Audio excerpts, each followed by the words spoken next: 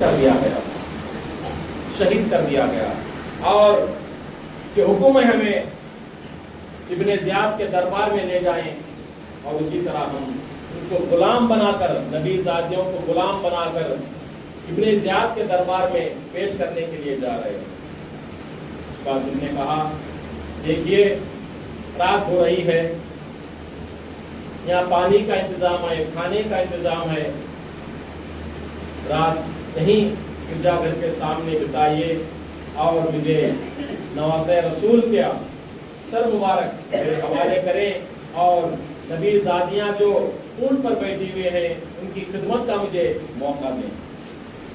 اس بدبختوں نے انکار کر دیا۔ وہ سمجھ گیا پادری یہ دولت کے بھوکے ہیں، اپنی جتنی کمائی تھی 80,000 چاندی کے اشرفیوں کی تھیلیاں یزید کی فوج کے سامنے لا کر رکھ دیا تو تب وہ مان گئے۔ جب امام حسین کا سر مبارک اس یہودی پادری کو دیا گیا اور نبی زادیوں کو اونٹ سے اتارے گئے اور ایک کمرے کے اندر صاف ستھرا کر چادر بچھا کر نبی زادیوں کو کمرے میں بھیج دیا، اور تم باہر سے تم کہتا ہے اے نواز رسول کے خاندان والوں، اگر کچھ کھانے کی یا پینے کی ضرورت ہو میرے نوکر ہیں ان کی اجازت ان کو بول دیں تو آپ کو مدد کریں گے۔ اتنا کہہ کر اس پادری نے نواز رسول امام حسین کا سر مبارک اپنے خاص کمرے میں لے جا کر، یعنی خون سے جو خود تھا اسے اچھی طرح دھو کے عنبر اور مشک لگا کر اس چہرے کی زیارت کرنے لگا۔ غور سے سنیے، نواز رسول کا سر مبارک کی زیارت ایک عیسائی پادری زیارت کرنے لگا اور سر مبارک سے مخاطب ہو کر بات کرتا ہے، اے حسین، نواز رسول، مجھے آپ سے ملنے کی طلب تھی، میں مدینہ آنا چاہتا تھا، آپ سے اسلام کے بارے میں پوچھ تاچھ کرنا چاہتا تھا، اگر آپ نے مجھے تسلی دے دی تو میں اسلام آپ کے ہاتھ پر قبول کرنے والا تھا۔ تو اتنا کہنا تھا، اس سر مبارک سے ایک نور آسمان کی طرف نکلا، ایک نور آسمان کی طرف نکلا، یہ دیکھتے ہی اس پادری نے کلمہ پڑھ کر مسلمان ہو گیا۔ دیکھیے آپ، ایک پادری، ایک عیسائی محبت رکھا تو اللہ تعالیٰ اسے ایمان سے سرفراز کر دیا، اور ایک بدبخت نبی کا کلمہ پڑھنے والے، نمازیں پڑھنے والے، روزے رکھنے والے، وہی امام حسین نواز رسول کو بے دردی بے رحمی سے قتل کر کر ہمیشہ کے لیے نار جہنم میں اپنی جگہ بنا لی۔ جب صبح ہوئی تو وہ شخص پادری آ کر اہل بیت کے گھر والوں سے، بیویوں سے کہتا ہے، میں نے نواز رسول کے سر مقدس کے سامنے، آپ کے بھائی، آپ کے والد، آپ کے رشتہ دار کے سامنے، میں نے نواز رسول امام حسین کے سامنے میں نے اسلام قبول کیا ہے۔ یہ سن کر خوش ہوئے اور اسے دعائیں دیں۔ جب یہ لشکر کوفے کی بازاروں میں پہنچا، یہ حکم تھا یزید کا، جب شہر میں یہ لوگ آئے تو گشت کرائیں، محلے بازاروں میں پھرائیں، کیونکہ اگر کوئی بھی دیکھے گا نواز رسول کے ساتھ جس طرح یزید نے کام کیا ہے، کوئی اور کو ہمت نہ ہو، اس کی حکومت کے خلاف اور کوئی کھڑا نہ ہو، یہ معلوم کرنا چاہتا تھا، بتانا چاہتا تھا یزید، اور ان کے سر مبارکوں کو نیزوں میں لٹکائے ہوئے کوفے کی بازاروں میں गिराते हुए रात हुई तो कूली नामी जो इमाम हुसैन का सर कलम किया था उसका नाम कूली था, वो सर मुबारक को अपने घर की तरफ ले गया। रात हुई थी, एक ताक में सर मुबारक को नीचे रख दिया और एक ढक्कन से सर को मूछ दिया। आधी रात को इसकी बीवी उठी शामला, क्या देखती है? उस चेहरे से नूर निकल रहा है और कुछ परिंदे उस चेहरे के इर्द गिर्द घूम रहे हैं। परेशान होकर उसकी बीवी, कूली की बीवी शर्मिला अपने शौहर को उठाती है कि तूने क्या लाया है, क्या है ये? वो कहता है ये नवासे रसूल का सर मुबारक है। इतना कहना था, बीवी चकमा खा जाती है, हैबत हो जाती है, लरज आ जाती है उस पर, परेशानी के आसार नमदार हो जाते हैं। कहने लगे अरे बदबख्त, कोई जंग से या सफर से आता है, घर को कपड़े, मिठाई या बच्चे हैं, खिलौने लाता है, तूने नवासे रसूल का सर मुबारक लाया है। रात आधी रात है, वरना मैं अभी निकल जाती और सुबह मैं तेरी निकाह में ना रहूंगी, तो बदबख्त है, मैं सुबह चली जाऊंगी। जब सुबह उठी तो उस घर से फुर्सत हुई और ये सर मुबारक लेकर इब्ने ज़ियाद के दरबार में पहुंचा। कूली रख दिया सर मुबारक को। तो उस वक्त इब्ने ज़ियाद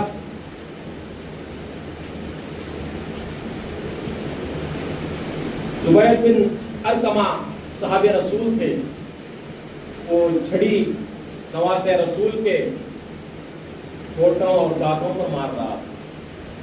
ये देखकर अरकमा साहब रसूल कहते हैं, बदबख्त, अपनी छड़ी को रोक ले, मैंने अपनी आंखों से नवासे रसूल के होठों को हुजूर चूमा करते थे। इतना कहना था, इब्ने ज़ियाद ने छड़ी को पीछे किया और कहा, आप उम्र दराज हैं और तुम्हें इसलिए छोड़ता हूं कि आपने नबी का नाम लिया था। एक रिवायतों में है और एक रिवायतों में है, जब ये बात उस सहाबी ने कही कि उन्हें कत्ल करने का हुक्म दिया, तो ये हजरत अली के चाहने वाले, अहले बैत को मानने वाले थे। वो अपने मौला के पास, हजरत अली के पास कहते थे, अरे मौला अली रज़ियल्लाहु ताला अन्हु, मेरी चाहत है कि मैं शहीद हो जाऊं। तो देखिए 80 साल गुजर चुके थे, उन्हें इब्ने ज़ियाद ने हुक्म दिया कि इन्हें कत्ल कर दो, तो बाहर ले जाकर उन्हें कत्ल कर दिया गया। वो वादा, वो चाहत खुदा ने उन्हें इस तरह पूरी की, वो शहीद कहलाई। उसके बाद वो लश्कर दमश्क के लिए रवाना हुआ। यजीद दमश्क में था ना, जब दमश्क में पहुंचा, उसी तरह जो कूफे के बाजारों में नेज़ों पर लटके हुए 17 सर अहले बैत के घुमाते हुए यजीद की फौज दे जा रही थी, उसी तरह दमश्क के बाजारों में भी घुमाया गया और लोगों को बताया गया, खबरदार रहो, यजीद के खिलाफ अगर कोई आवाज उठेगा तो इमाम हुसैन की तरह जिस तरह अंजाम हुआ है, वो तुम्हारा भी अंजाम उसी तरह होगा। ये तरीका यजीद का था। तो दमश्क के दरबार में यजीद अपना दरबार में बैठा हुआ था, जब इमाम हुसैन रज़ियल्लाहु ताला अन्हु और नबी ज़ादियों को लेकर दरबार में गए और सर मुबारक रखा गया। उसी तरह यजीद भी गुस्ताखी की, इमाम हुसैन के सर मुबारक को छड़ी मारने लगा। तो वहाँ पर भी एक सहाबी रसूल उठे اور اسے برا بلا کہا اور دربار سے باہر ہو گئے. کہا کہ لڑکا کون ہے؟ سارے 72 میں ایک ہی مرد بچا تھا. سنیے آپ، 70 پر 2 مردوں میں ایک ہی بچہ بچا تھا. وہ امام زین العابدین تھے جو نواسۂ رسول صلی اللہ علیہ وسلم کے امام حسین کے فرزند تھے، بیٹے تھے. جب انہیں ان پر نظر پڑی یزید کی تو کہا اسے کیوں زندہ چھوڑا ہے، اسے بھی قتل کر دو. میں یہ چاہتا ہوں کہ کوئی نسل امام حسین کی دنیا میں باقی نہ رہے. مگر اتنے میں بی بی زینب نے امام زین العابدین کو لپٹ لیا اور کہا یزید تیری گناہ سے باز آ جا. اور لوگ کوہرام مچا کر دربار میں رونے لگے تو یزید کا ذہن دوسری طرف ہوا. یہ خدا کا حکم تھا، انہیں بچانا تھا، ان کی آل کو قیامت تک چلانا تھا. آج ان کی آل سید کے نام سے مشہور ہے اور تا قیامت تک رہے گی، مگر یزید کوئی باقی نہ رہا. ایک مجوسی وہاں پر بیٹھا ہوا تھا. امام حسین کی بیٹی پر نظر پڑی ہوئی. یہ کیا نواسۂ رسول، خاندان رسول پر ایک غیر مرحوم کی نظر پڑی اور وہ کہتا ہے، ایسے الفاظوں میں کہتا ہے، اے یزید اس لڑکی کو میرے حوالے کر دو. تو یہ سننا تھا. یزید کہتا ہے میرے حق میں ہے، میں دے سکتا ہوں، میرے پاور میں ہے، میرے اختیار میں ہے، میں اسے دے سکتا ہوں. اتنا کہنا تھا. بی بی زینب نے کہا ہے بدبخت، اگر تو دے سکتا ہے تو مرتد ہو جا، کافر ہونے کا اعلان کر جب تو دے سکتا ہے. دیکھو الفاظ دربار میں کیسے کیسے الفاظ ہوئے، کیسے کیسے باتیں ہوئی. نبی کی بیٹیوں پر بری نظر ڈالی گئی. جب کافر ہونے کا دعویٰ کر تو دے سکتا ہے تو یزید خاموش ہو گیا اور کہنے لگا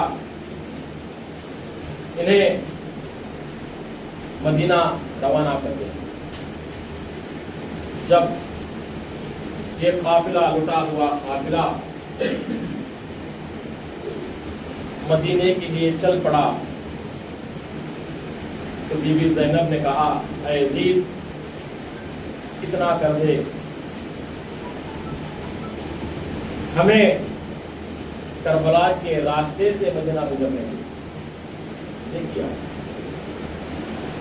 اس کربلا کے راستے سے ہمیں گزرنے دے. یہ التجا کو سنا اور کہا ان لوگوں کو کربلا کے راستے لے کر مدینہ چھوڑو. جب بھی لٹا ہوا قافلہ جب کربلا میں پہنچا تو 40 دن ہوئے. کتابوں میں آتا ہے بزرگوں دوستوں، جب بی بی زینب اپنے 2 بیٹوں کو شہید کر دیا، خالی گود چند عورتیں اور بیمار زین العابدین اپنے بھائی کا بیٹا، یہ قافلہ جب کربلا میں پہنچا تو سوچئے وہ منظر کیا ہوگا، اس وقت کیا ان پر بیتی ہوگی، وہ کہہ نہیں سکتے. بزرگوں اور دوستوں، اب بھی وقت ہے، نیک راستے پر آ جاؤ. یہ محرم کے مہینے میں آپ جو جس طرح حرکتیں کر رہے ہو اس سے باز آ جاؤ، ورنہ بروز قیامت میں تمہیں یزید کے ساتھ جو حشر ہوتا ہے اسی طرح تمہارا حشر ہوگا.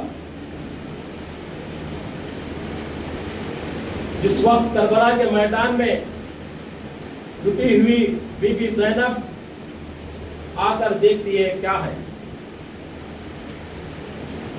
وہاں پر دفن ہو چکے تھے. یعنی روایتوں میں آتا ہے کربلا کے بازو ایک بستی تھی, وہ بستی والے آ کر جتنے بھی 72 جو تھے اہل بیت کو ایک جگہ, عباس علمبردار کے مزار ایک طرف اور امام حسین, علی اکبر, علی اصغر کے مزار ایک کر کر دفن کر دیا گیا. آج اگر کربلا جائیں گے تو اسی نقشہ آپ کو ملے گا. اور کہنے لگی اے بھائی, تو نے آج نانا کا وعدہ پورا کر دیا, تو نے آج نانا کا وعدہ پورا کر دیا. اس سے پہلے جب مدینہ آنے والا تھا تو یہ قافلہ مدینے والوں کی اطلاع ہو گئی تھی, وہ انتظار کر رہے تھے, کیونکہ نواز رسول شہید ہونے کی اطلاع انہیں اس دن ہی ملی تھی جس دن نواز رسول امام حسین شہید ہوئے تھے. اس طرح انہیں خبر ہوئی تھی. تو نبی کی بیوی یعنی آپ اور ہماری ماں ام سلمہ سوئی ہوئی ہیں. آپ میں کیا دیکھتے ہیں؟ حضور کا امامہ شریف کھلا ہوا ہے اور داڑھی مبارک پر, چہرے مبارک پر دھول پڑی ہوئی ہے. یہ منظر دیکھ کر ام سلمہ گھبرا گئی اور کہا اے اللہ کے رسول, آپ کی یہ حالت کیسے ہے؟ تو حضور فرمانے لگے اے سلمہ, میں ابھی کربلا سے ہوتا ہوا آ رہا ہوں. جو میرے ہاتھ میں شیشی ہے یہ 72 میرے نواسے کے ساتھ 72 جو جان نثار تھے ان کا خون ہے.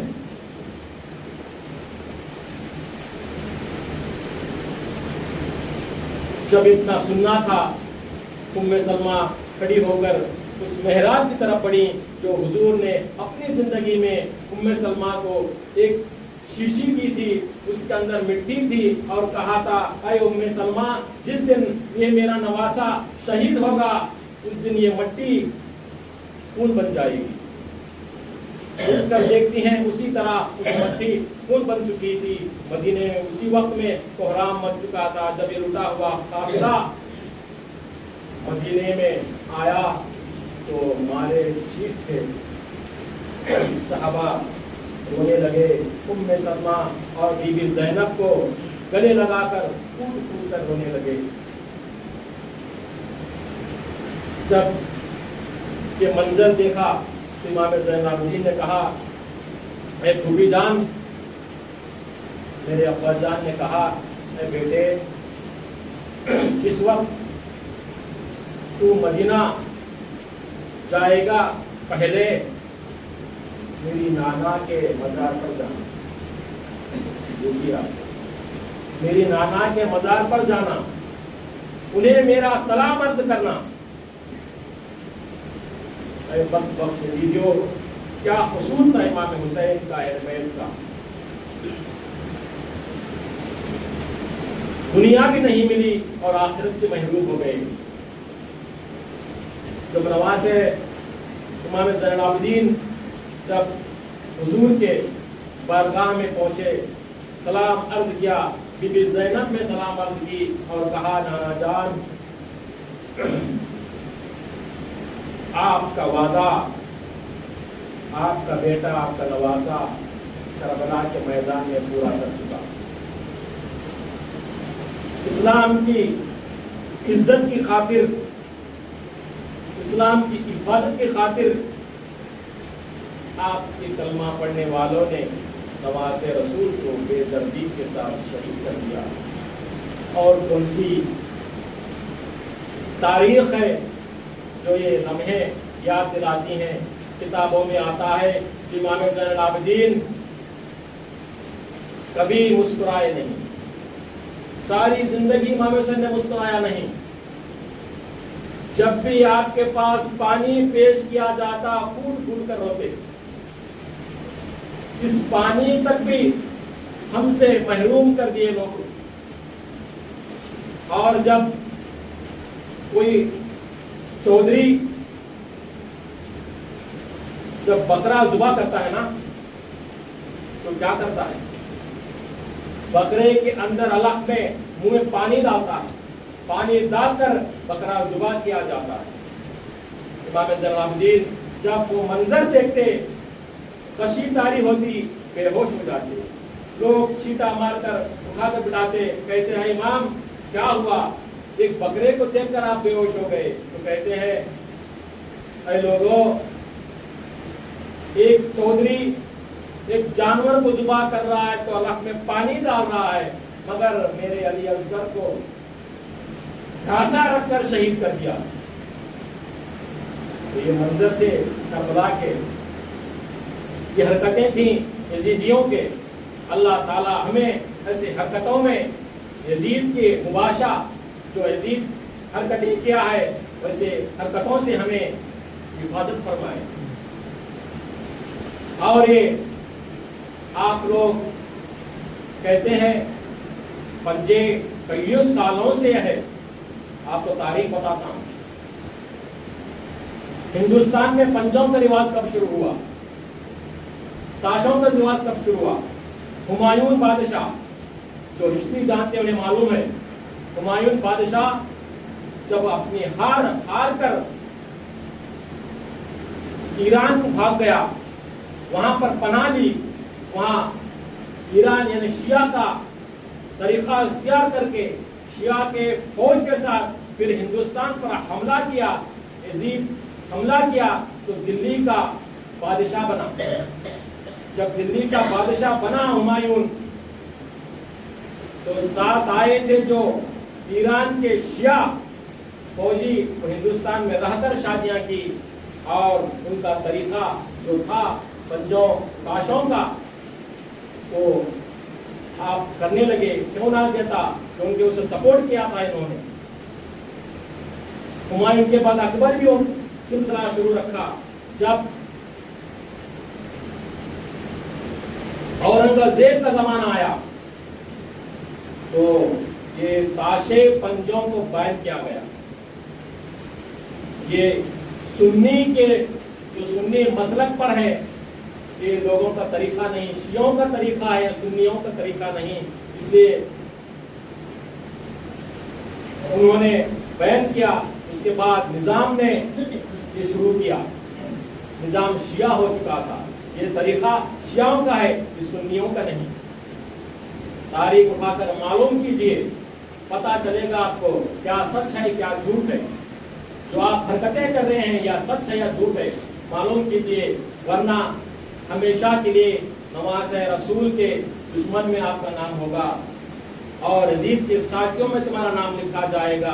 اللہ تعالیٰ سے دعا کرتا ہوں کہ اے اللہ ہر مسلمان کو امام حسین کی سچی محبت عطا فرمائے، اہل بیت کی سچی محبت عطا فرمائے، نیک راستے پر چلنے کی کوشش انہیں عطا فرمائے، اور ہر بلا ہر مصیبت سے ہر مسلمان کی حفاظت فرمائے۔ آخر و دعوانا والحمدللہ۔